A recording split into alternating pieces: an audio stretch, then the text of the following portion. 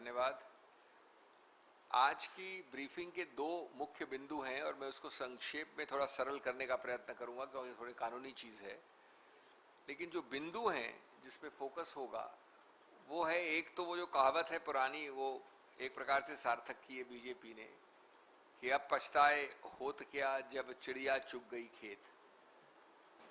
तो मैं दिखाने वाला हूं आपको कि एक बहुत महत्वपूर्ण मुद्दे में अदर बैकवर्ड क्लासेस, ओबीसी, पिछड़ों के विषय में विलंब आपने किया, गलती आपने की, घोर गलती की, ओमिशन आपने किया, और अब आप नंबर एक तो ये, नंबर दो, अब आप पछतावा तो दूर पछतावे को छुपा रहे हैं प्रेस कॉन्फ्रेंसेस करके, जो एक आज भी हुई है, अपने आप को बधाई का पात्र बता के।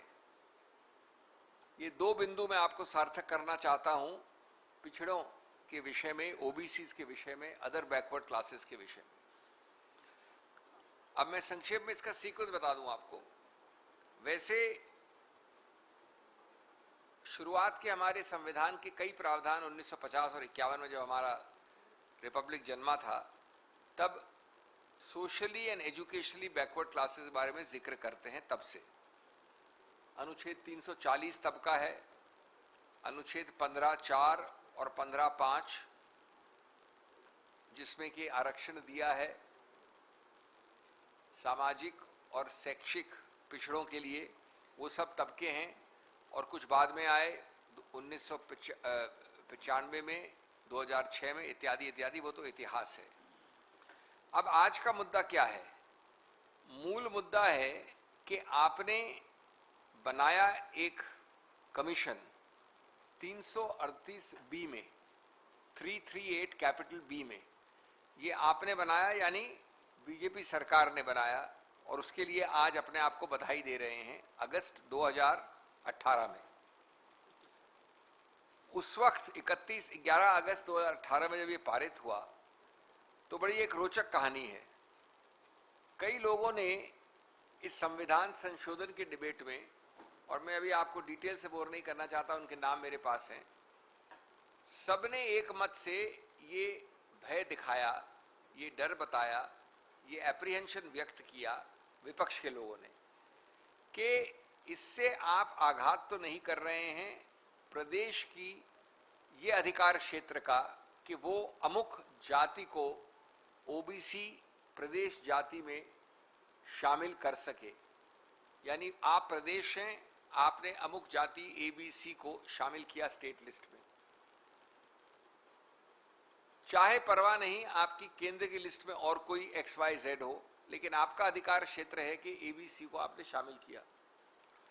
तो ये प्रश्न पूछा गया, बड़ा रोचक है, बार बार हर आदमी द्वारा जिसने बोला उस डिबेट में संसद में, कि आप ये जो बना रहे हैं संवैधानिक स्तर का कमीशन, जिसके लिए आज अपने आप को पीठ पे थपथपी दे रहे हैं, उसके द्वारा ऐसा नहीं हो कि सिर्फ एक केंद्र सूची हो,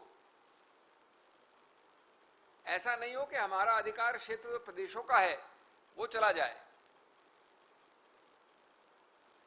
और अगर ऐसा हुआ तो संघीय ढांचे पे बहुत जबरदस्त आघात होगा, प्रहार होगा, खतरनाक है ये तो।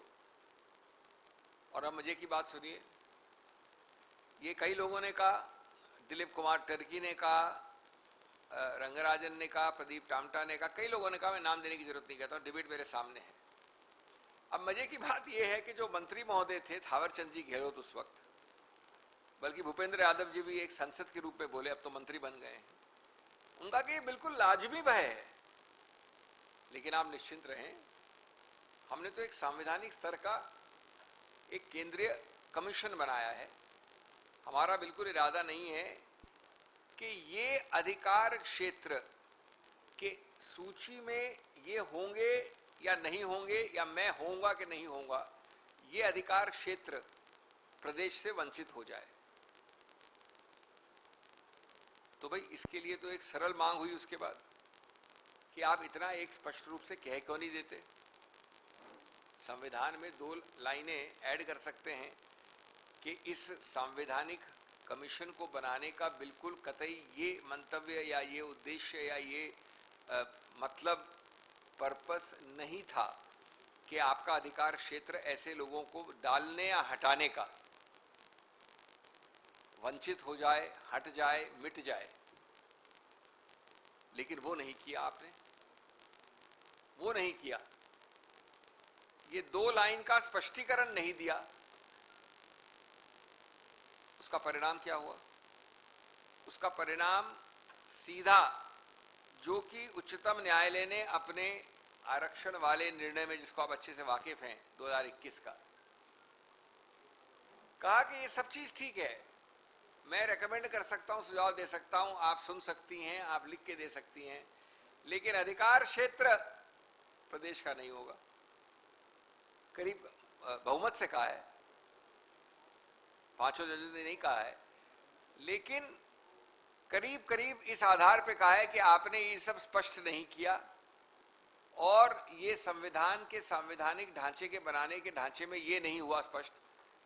तो एक प्रकार से ऐसी चीज जिसका हमने भय व्यक्त किया, ऐसी चीज जिसमें आप माने, लेकिन आपने अपने जिद में, अपनी जल्दबाजी में, अपने विवेक के अभाव में इतना सा स्पष्टीकरण संविधान में नहीं लिखा, उसको आज भुगत रहे हैं हम।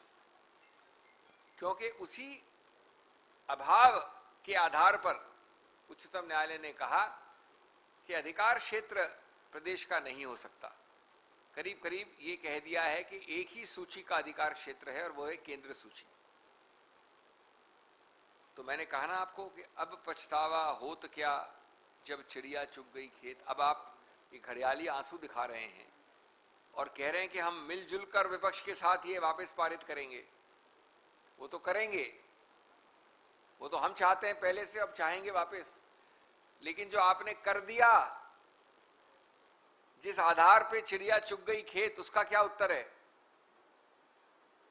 ये तो वो बात है जो इकबाल ने कही थी कि ये हमेशा होता है कि तारीख में जब खता की आपने, तो लम्हों ने खता की और सदियों ने सजा पाई।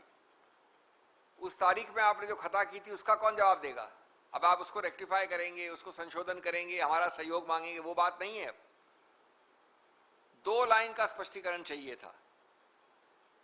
और सबसे मजाकिया बात यह है कि मैं पाता हूं, जब मैं करीब, हमारी तो पहले पूर्व घोषित थी प्रेस कॉन्फ्रेंस, मेरे आने के कुछ समय पहले मालूम पड़ा कि big thank you to honourable prime minister आया है बाय बीजेपी। तो मुझे हंसी भी आई, दुख भी हुआ, दया भी आई कि सच्चाई तो ये है कि आपके संरक्षण के अंतर्गत, आपकी गलती से, आपकी लापरवाही से, आपकी जिद से, आपके ओवर कॉन्फिडेंस से ये स्पष्टीकरण नहीं आया। वो संशोधन के आधार पे आज निर्णय आ गया है कई महीनों पहले, जिसको भुगत रहे हैं हम।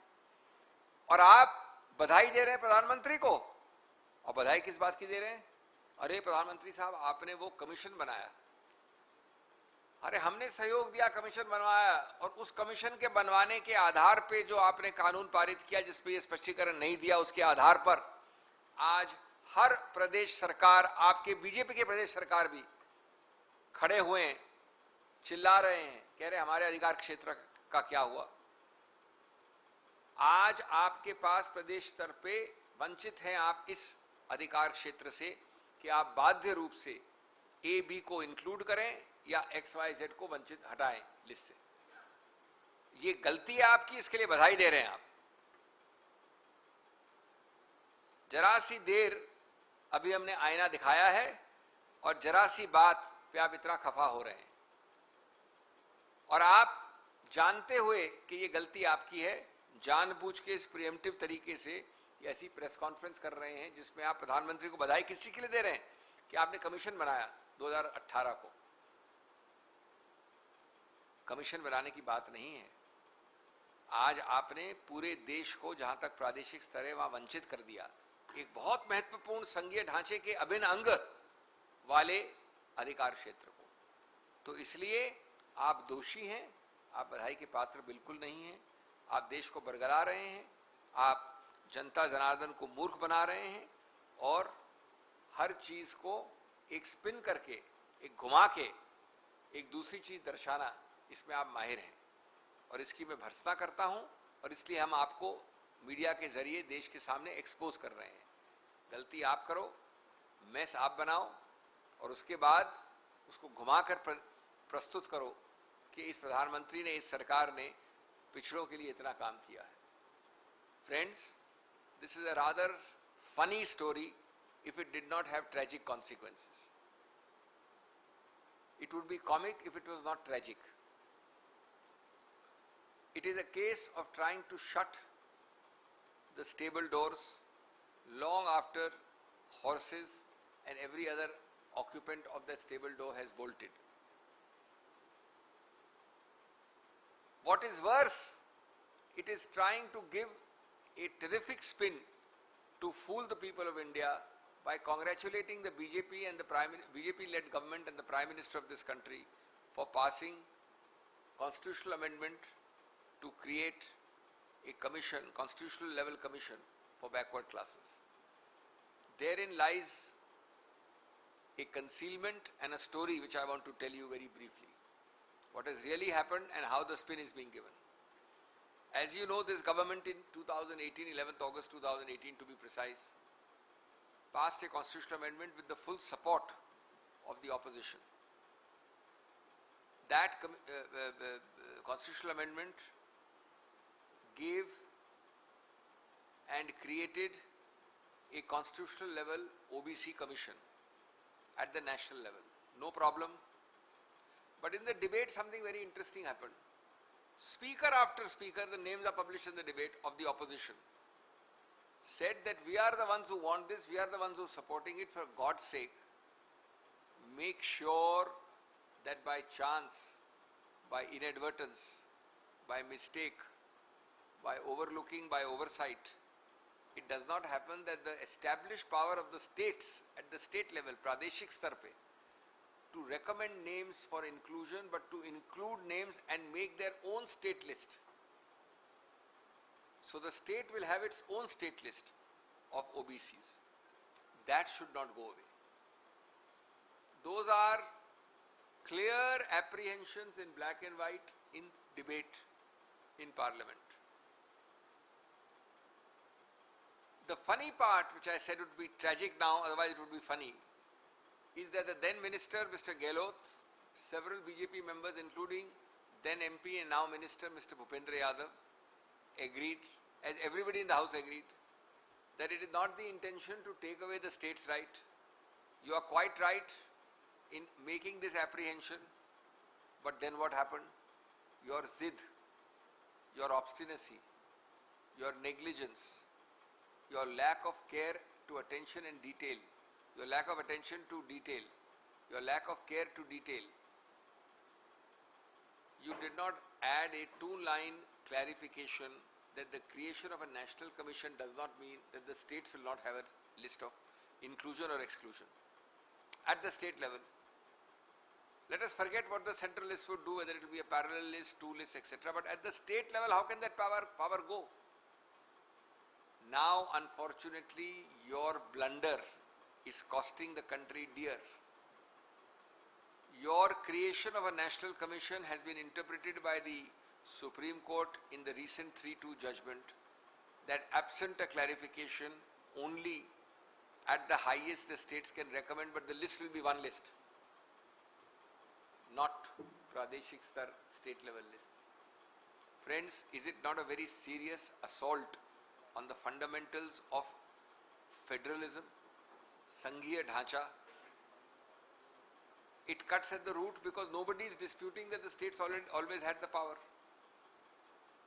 You should have put that clarification, and today, now this adds further insult to injury.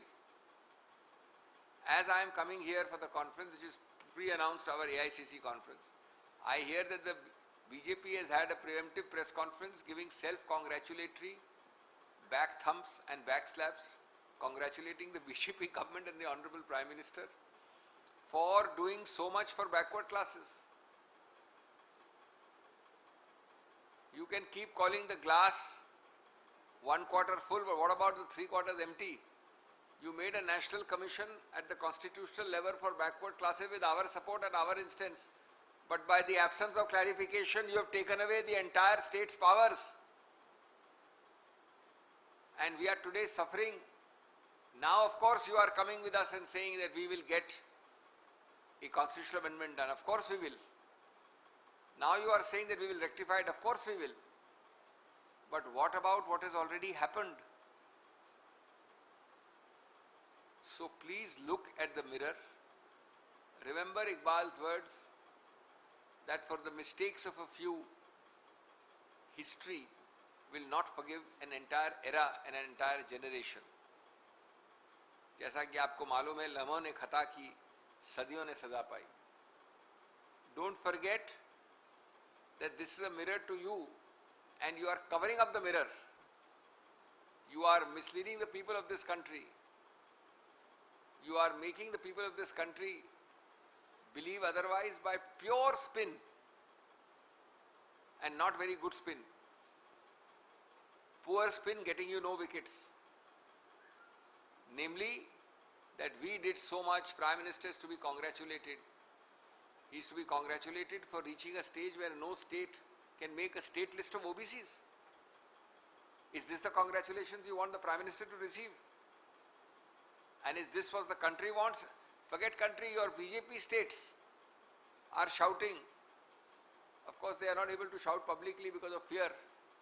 BJP ruled states, non-BJP ruled states, no state can be asked to give up the power to even make lists for OBCs, and you are saying that we've done so much for OBCs.